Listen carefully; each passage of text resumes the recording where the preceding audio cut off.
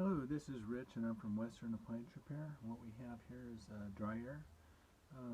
When it starts, or actually it won't start up, you just hear a tick tick tick tick tick tick timer sound when you plug it in and start it. When you press the start button here, nothing happens. So coming back here, we put our meter. On the thermal fuse, which is right here. The thermal fuse is actually bad, and it was blown. So the first thing we do in this case is check to make sure this heater element is not shorted up against the side. And this is the heater element here. Make sure it's not shorted up against and touching the inside here. And that all tests good. So we need to find out why the thermal fuse blew. So let's come around here.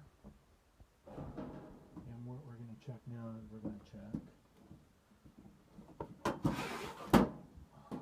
the vent screen. The culprit, okay? That will blow your thermal fuse.